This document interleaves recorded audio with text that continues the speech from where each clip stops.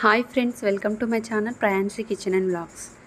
నేను మీ రమ. ఈరోజు మన వీడియోలో గుడిలో పెట్టే ప్రసాదం ఉంటుంది కదండి, పులిహోర ఉంటుంది కదండి, అది చాలా టేస్టీగా వస్తుంది కదా. అదే ఈరోజు మన వీడియోలో చేసి చూపించబోతున్నాను. పర్ఫెక్ట్గా టేస్ట్తో ఏ విధంగా ప్రిపేర్ చేసుకోవాలో చాలా సింపుల్గా అండ్ ఈజీగా మన వీడియోలో చూపించబోతున్నాను. దేవునికి ప్రసాదంగా పెట్టినప్పుడు మనం టేస్ట్ చూడకుండా అలాగే చేస్తూ ఉంటాం. హడావిడిగా చేసినా కూడా నేను చూపించే పద్ధతిలో చేసి చూడండి. పక్కా కొలతలతో ఈ టెంపుల్ స్టైల్ పులిహోర అనేది చాలా బాగా వస్తుంది.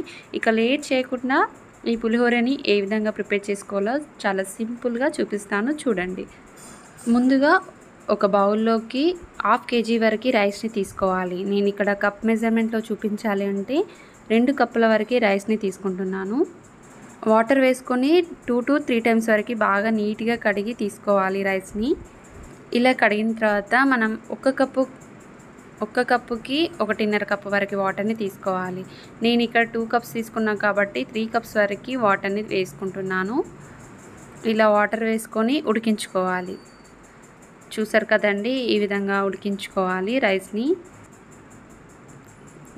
ఈ రైస్ని మనం ఇప్పుడు పొడిగా చేసేసుకోవాలి.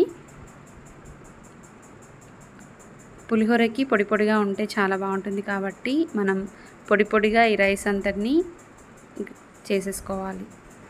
ఇప్పుడు ఈ విధంగా చేసేసుకొని ఈ బౌల్ని పక్కన పెట్టేసుకుందాం. మరొక బౌల్లోకి చింతపండుని తీసుకోవాలి. నేను ఇక్కడ 50 grams వరకు చింతపండుని తీసుకుంటున్నాను. మీరు గనక kg రైస్తో కనుక చేసినట్లయితే 100 grams వరకు చింతపండుని తీసుకోండి. లేదంటే మీరు పెద్ద నిమ్మకాయ సైజ్ అంత చింతపండు ఉంటుంది కదండి, దాన్ని డబల్ చేసేసుకోండి. ఈ విధంగా చింతపండుని తీసేసుకోవాలి. ఈ చింతపండులో నుంచి పీచు గింజలు అలాంటివి ఏమీ లేకుండా తీసేసుకోవాలి. ఈ విధంగా మొత్తం చూసారు కదండి, ఈ విధంగా గింజలు ఏమి లేకుండా తీసేసుకొని ఒక 2 times వరకు వాటర్ వేసుకొని బాగా నీట్గా కడగాలి. ఇలా కడిగిన తర్వాత ఒక గ్లాస్ వరకు వాటర్ని వేసుకొని నానబెట్టుకోవాలి. ఇలా జస్ట్ ఒక 10 minutes వరకు నానబెట్టుకోవాలి. ఇలా నాన్న చింతపండుని ఈ విధంగా రసంగా పిండేసుకోవాలి. ఈ రసాన్ని ఒక బౌల్లోకి వేసుకొని పక్కన ఉంచుకుందాం. పులిహోరలకి కావాల్సిన పొడి ఉంటుంది కదండి, ఆ పొడిని ప్రిపేర్ చేసుకుందాం. దానికోసం స్టవ్ ఆన్ చేసి ఒక ప్యాన్ పెట్టుకోవాలి. ఒక 1 tablespoon వరకు జీలకర్రని వేసుకోవాలి. ఇందులోకి 2 tablespoon వరకు నువ్వులని వేసుకోవాలి. అలాగే 1/2 tablespoon వరకు ఆవాలు. ఇప్పుడు ఇందులోకి ఎండుమిరపకాయల్ని ఈ విధంగా చిదిమి వేసుకోవాలి. ఎండుమిర్చిని నేను ఇక్కడ 2 వరకు తీసుకున్నాను. వీటన్నింటినీ మంటను మీడియం ఫ్లేమ్లో పెట్టుకొని ఫ్రై చేసుకోవాలి. ఈ పులిహోరకి నువ్వుల పొడి వేస్తే చాలా అంటే చాలా బాగుంటుంది. నువ్వుల పొడితోటే చాలా టేస్ట్ అండి ఈ పులిహోరకి. కాబట్టి మీరు నువ్వుల్ని 1/2 tablespoon వరకు ఎక్కువ యాడ్ చేసుకున్నా పర్లేదు. ఈ విధంగా బాగా ఫ్రై చేసుకున్న తర్వాత వీటిని చల్లార్చేసుకోవాలి. ఇది చల్లారేలోపు మనం ఇదే ప్యాన్లో మెంతులని 1/2 tablespoon వరకు వేసుకోవాలి.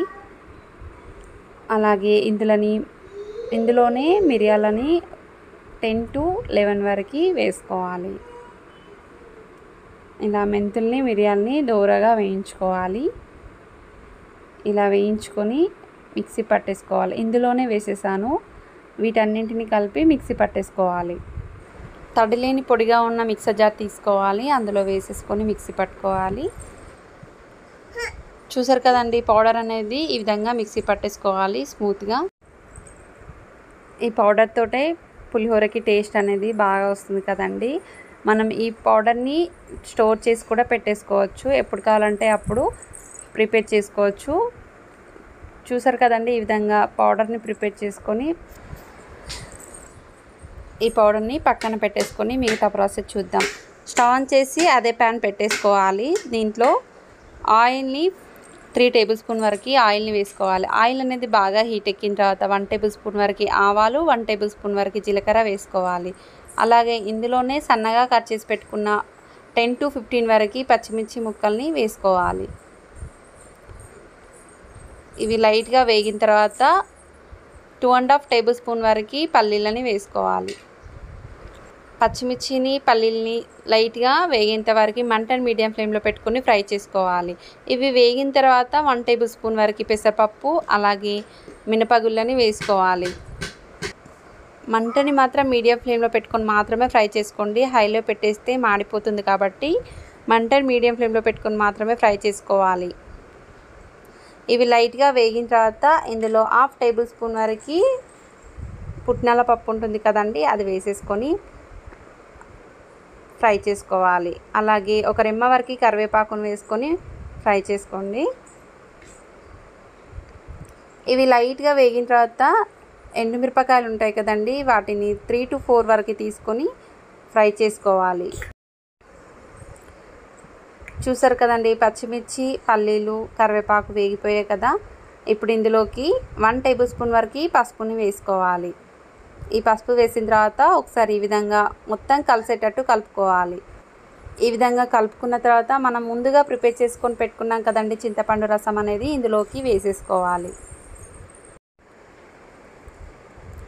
ఇలా వేసుకున్న తర్వాత ఇందులోకి మనం సాల్ట్ని యాడ్ చేసుకోవాలి. మీరు టేస్ట్కి సరిపడంత సాల్ట్ని యాడ్ చేసుకోండి.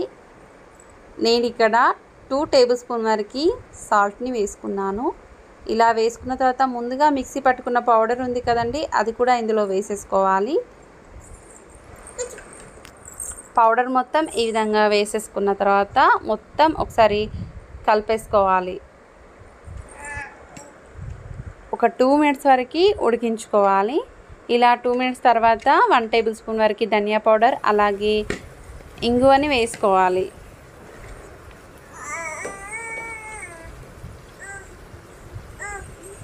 చూసారు కదండి, ఇంగువ అనేది బయట మార్కెట్లో దొరుకుతుంది. ఇది వేస్తే పులిహోరకి టేస్ట్ అనేది చాలా బాగా వస్తుంది కాబట్టి ఇంగువ మాత్రం వేసుకోవాలి. టెంపుల్ స్టైల్ పులిహోర టేస్ట్ రావాలంటే ఇంగువ కంపల్సరీ అండి. ఇంగువ వేసుకున్న తర్వాత చిటికెడు వేసుకోండి ఇంగువ అనేది. ఇందులో సన్నగా కట్ చేసి పెట్టుకున్న కొత్తిమీరని వేసేసుకొని ఉడికించుకోవాలి.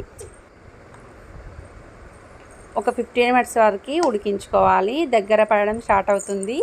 ఇలా దగ్గర అయ్యేంత వరకు మూత పెట్టుకొని ఉడికించుకోవాలి. చూసారు కదండి, దగ్గర పడింది కదా. ఇలా దగ్గర పడింది అంటే స్టవ్ ఆఫ్ చేసేసుకోవాలి. ఇది పూర్తిగా చల్లారిన తర్వాత రైస్లోకి వేసేసుకొని కలిపేసుకోవడమే అండి. మీకు గనక ఇది చింతపండు రసాన్ని స్టోర్ చేసుకోవాలి అని అనుకుంటే 1 మంత్ వరకు స్టోర్ చేసేసుకోవచ్చు. ఎప్పుడు కావాలంటే అప్పుడు వేడివేడి రైస్లోకి వేసేసుకొని కలుపుకోవచ్చు.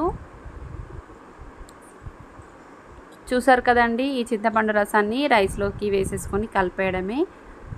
మీరు స్పూన్తో కలిపే కంటే చేతితో కలపండి. చింతపండు రసం అనేది రైస్కి పట్టి పులిహోర అనేది టేస్ట్ అనేది బాగా వస్తుంది. చూసారు కదండి, పులిహోర అనేది రెడీ అయినట్టే. మీకు గనక నా వీడియో నచ్చిందని అనుకుంటున్నాను. నచ్చితే మీరు కూడా ఒకసారి ట్రై చేసి మీకు ఎలా కుదిరిందో కామెంట్లో తెలియజేయండి. మరిన్ని రెసిపీస్ కోసం మా ఛానల్ డిస్క్రిప్షన్లో లింక్ ఉంటుంది, ప్రెస్ చేసి చూసేయండి. మా ఛానల్ నచ్చితే మీరు సబ్స్క్రైబ్ చేయని వారు సబ్స్క్రైబ్ చేసుకోండి. పక్కనే ఉన్న బెల్ని క్లిక్ చేస్తే నేను పెట్టే ప్రతి నోటిఫికేషన్ మీకు వస్తుంది. Thank you for watching. Bye.